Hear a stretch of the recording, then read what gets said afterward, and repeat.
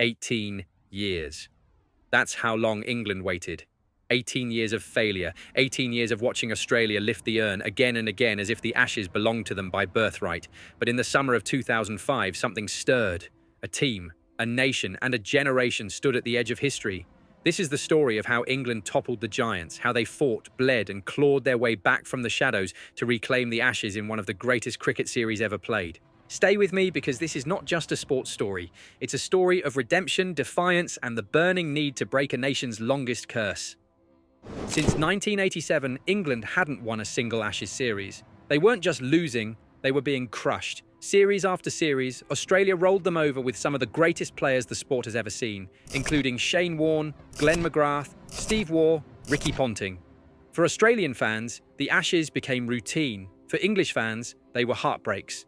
By the late 90s, England were at their lowest, bottom of the world test rankings, mocked by the media, doubted by their own supporters. Young English cricketers grew up with no memory of triumph, only stories from the past. But under the leadership of Captain Michael Vaughan and coach Duncan Fletcher, a new England emerged. A team hardened by losses, unified by belief, including names like Andrew Flintoff, Kevin Pietersen, Simon Jones, and Marcus Trescothick.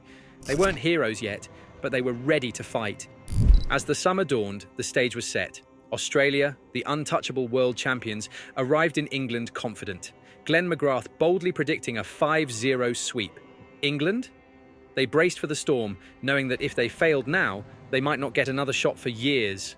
What followed was an eruption, a 5-match epic that twisted, turned, and shattered expectations, leaving both teams bloodied and gasping by the end. The first battle was at cricket's most sacred ground, Lord's, July 21st. Australia batted first. England's fast bowlers, especially Steve Harmison, roared in with fire. Harmison's brutal pace smashed into Justin Langer's elbow and split Ricky Ponting's cheek open with a savage bouncer, blood on the captain's face. A warning shot. Australia was skittled for just 190. England smelt blood. But then Glenn McGrath happened. In a devastating spell, McGrath tore through England's batting like a chainsaw, snatching 5 wickets for just 7 runs. Before fans could settle in, England were reeling at 21 for 5.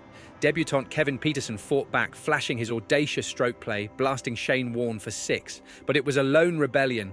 Oh, Flintoff gone too!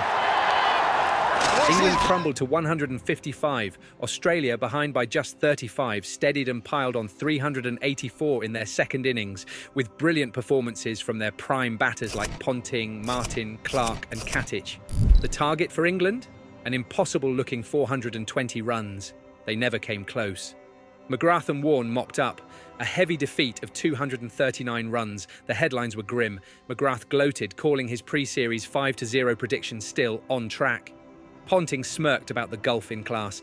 And England's hopes, they looked dead on arrival. But here's the twist most fans didn't see. Inside the England dressing room, there was no panic. Michael Vaughan and Duncan Fletcher didn't throw the plans away. They remembered Harmison's bouncer to Ponting, the way Australia had flinched, the cracks under the surface. Fletcher believed they had the right weapons. And he was right, because as the series moved to Edgbaston, fate and a freak accident would swing the pendulum in their favour. On the morning of the second test, Glenn McGrath stepped on a stray cricket ball in warm-ups and tore his ankle. Australia's war machine had just lost its spearhead. England sensed their moment, and what followed was one of the greatest, most nerve-shredding matches in cricket history. August 4th, Edgbaston. Australia's spearhead, Glenn McGrath, was gone. England won the toss and batted, but even if they hadn't, they were going to attack. From ball 1, they exploded. Marcus Trescothick smashed boundaries. Andrew Strauss carved shots through the covers. Kevin Pietersen played his part brilliantly, and then came Andrew Flintoff, the standout of the day. His 68 off just 62 balls lit up the crowd. England piled up 407 runs in a single day, a huge turnaround from their 155 all out in the last match. Australia responded but couldn't close the gap, folding for 308. England, with a 99-run lead, looked to push on, but then Shane Warne, the magician, spun his web. England crashed from 25 for none to 131 for 9. Only Flintoff's bruising 73, made through sheer bloody-mindedness, kept England afloat. They set Australia 282 to win. Australia's chase began calmly until Flintoff unleashed what would become one of the most iconic overs in Ashes history. He ran in, eyes blazing, and bowled Justin Langer. timber shattered. In the same over, Ricky Ponting, the great Aussie captain, brilliantly trapped for a caught behind and gone for a duck. The crowd roared, Flintoff pumped his fist and England surged. By the end of day 3, Australia were 175 for 8, still needing over 100 runs. The Ashes were England's to take. But Australians don't die easy. Shane Warne and Brett Lee fought like men possessed. Warne cheekily reverse-swept boundaries. Lee took body blows and got back up. Run by run, they chipped away. When Warne finally hit his own stumps, out-hit wicket for 45, England thought they were home. But Lee, battered and bruised, found a partner in last man, Michael Kasprowicz. Together, they clawed Australia to within 3 runs of the target. The crowd fell silent. England's players stared, frozen. Could it really slip away? Steve Harmison steamed in. Short ball, Kasprowicz fended. Glove. Keeper Geraint Jones dived, grabbed the catch. Jones! Barden! Edgbaston erupted. England had won by just 2 runs, the narrowest victory in Ashes history. Players hugged, fans wept. But in the middle of it all, one moment shone brighter than the rest. Andrew Flintoff crouching beside a shattered Brett Lee, offering a hand and a word, a gesture of raw sportsmanship that became the defining image of the series. With the series level at 1-1, the momentum had shifted. Australia were rattled. England believed. August 11th, location is Old Trafford. England were flying high after Edgbaston, the nation behind them, the media buzzing. England batted first, and once again they came out firing. Marcus Trescothick gave a good start with 63 runs, assisted by captain Michael Vaughan, who had been searching for form, with his graceful 166 runs. Other notable performances by Ian Bell, Flintoff and Jones led England to a massive 444 first innings total. Simon Jones, England's secret weapon with reverse swing, ripped through Australia's batting, claiming 6 wickets. Only Shane Warne managed to score above 50 with his 90 runs. Australia were bowled out for 302, resulting in a 142-run lead for England. England batted again. This time, Andrew Strauss played his part with an amazing century, and Ian Bell scored 65. England declared the innings at 280 for 6, and set Australia a near impossible target, 423 to win. But by day 5, it wasn't about winning, it was about surviving. Ricky Ponting, the Australian captain, had taken blows all series. Now his team needed him more than ever. What followed was one of the greatest captain's innings in Test history. Under relentless pressure, Ponting dug in, battled England's bowlers, and crafted a stunning 156. He survived fiery spells, reverse swing, hostile crowds, and verbal battles. One by one, wickets fell around him. And with just a handful of overs left, Harmison struck. Ponting gloved a lifter out. Australia were 9 down. The Ashes were about to tilt England's way. But then, in a similar situation to Edgbaston, it was Australia's last pair again.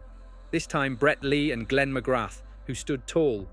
Ball after ball, they defended. England's bowlers threw everything at them, bouncers, yorkers, cutters, swing. The clock ticked down. Old Trafford stands were packed. Thousands more locked outside, hanging on to every moment. The tension was suffocating. When the final ball was bowled, Australia were 371 for 9. They had survived. England had dominated, but the scoreline was still tied with 2 more matches to play. But something had changed. The Australians celebrated the draw as if it were a win. Michael Vaughan, sharp as ever, pointed out to his players, underlining how far England had pushed the mighty Australians. England weren't just challenging Australia now, they were shaking their confidence. August 25th, Nottingham Trent Bridge. Glenn McGrath was out injured again and Australia's bowling attack was wobbling. England, sensing the opportunity, pounced. England batted first. Trescothick and Strauss gave a good opening start. Michael Vaughan played the captain's innings of 58 runs. The main highlight was Andrew Flintoff, the giant of the series, who smashed a century. His 102 lit up the stands, while keeper Geraint Jones added a vital 85. England stormed to 477 all out, an imposing total. Then the English bowlers took over. Simon Jones, once again harnessing lethal reverse swing, ripped through Australia's batting. 5 wickets for 44 runs. Australia folded for just 218. At that moment, Michael Vaughan made the bold move, enforce the follow-on. Australia fought back, but the deficit was too big. And then came one of the most infamous moments of the series, as Ricky Ponting pushed for a risky single. Substitute fielder Gary Pratt, a young, unknown squad member brought on while Simon Jones was off injured, swooped in, fired, and hit the stumps. Ponting was run out, and he was furious. Storming off the field, the Australian captain pointed and shouted furiously at the England balcony, accusing them of tactical gamesmanship by overusing substitute fielders. It was raw, emotional, and deeply telling. For the first time in years, the Australians were cracking under pressure. Despite a gritty 387 in their second innings, Australia set England a modest target, 129 runs to win. Simple, right? Wrong. Shane Warne, the master magician, spun a web one last time. Trescothick, Vaughan, Strauss all fell cheaply. Brett Lee added heat, knocking over Ian Bell and Kevin Peterson. Suddenly, England were 116 for 7, still needing 13 runs. The crowd held its breath. Ashley Giles and Matthew Hoggard, the unsung heroes, dug deep. Hoggard lashed a crucial boundary, Giles coolly nudged the winning runs. England had won by 3 wickets. The series was now 2-1 and England were just one match away from reclaiming the Ashes. But fate had one more cruel twist. Simon Jones, the swing king, injured his ankle during the match, ruling him out of the final test. Now everything hinged on the Oval, the last battlefield. September 8, 2005, the Oval, London. The final stage was set. England needed just a draw to win the Ashes, and Australia, only a win would save them. England batted first. Trescothick and Strauss gave a solid start, but Shane Warne, who had been an unstoppable force all series, struck again and again. Trescothick, Vaughan, Bell, Peterson all gone at the hands of magician, but Andrew Strauss stood tall, carving a masterful 129. Warne claimed 6 wickets, adding to his staggering 40 for the series. Flintoff played a crucial knock of 72 runs, and England finished the innings at 373 all out. Australia hit back, powered by the burly Matthew Hayden, returning to form at just the right time, with a gritty 138. Justin Langer assisted his partner with his brilliant 105. An opening partnership of 185 runs gave Australia a very solid foundation. The Aussies matched England almost run for run, finishing on 367, just 6 runs behind. The series was on a knife's edge. Early on day 4, England's top order collapsed under the pressure. Trescothick, Strauss, Bell, all gone cheaply. At 67 for 3, Australia were circling. Kevin Peterson, the brash, fearless debutant, walked to the crease. What followed was one of the most iconic innings in English cricket history. Peterson, battered by Brett Lee's fiery pace, including a vicious bouncer that smashed into his helmet, counterattacked like a man possessed. He blasted 158 runs off 187 balls, smashing 7 towering sixes, dancing down the pitch to Warne, pulling Lee to the boundary. Alongside the ever-reliable Ashley Giles, Peterson pushed England's lead beyond 300. By the time he fell, bowled by McGrath, the match was safe. Bad light ended Australia's tiny chase. The match was drawn. As the umpires called time, the crowd erupted. Players streamed onto the field. Michael Vaughan lifted the Crystal Trophy, holding it aloft as his team roared, arms around each other. The crowd sang, flags waved, and the Oval pulsed with joy. 18 years of heartbreak. It was finally over. The Ashes were England's again. It was a national redemption. Andrew Flintoff, Kevin Peterson, Michael Vaughan. They weren't just names on a scorecard anymore. They were legends. The 2005 Ashes wasn't just won. It was seized in fire, sweat, and steel, and it remains to this day one of the greatest series in cricket history. When the dust settled, England's heroes stood tall. Andrew Flintoff, the lion-hearted all-rounder, was crowned joint player of the series alongside the great Shane Warne. Flintoff's 402 runs and 24 wickets had carried England on his back. He was a national icon now, a man whose name echoed across playgrounds and news headlines. Kevin Peterson, with his wild hair and fearless swagger, had announced himself on the world stage.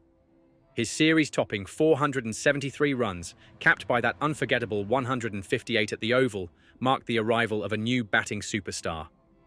Simon Jones, the secret weapon of reverse swing, etched his name into Ashes folklore forever, even though cruel injuries meant he would never play another test. And Michael Vaughan, calm and precise, had led with the cool hand of a master tactician, outmaneuvering Ricky Ponting and guiding England's resurrection.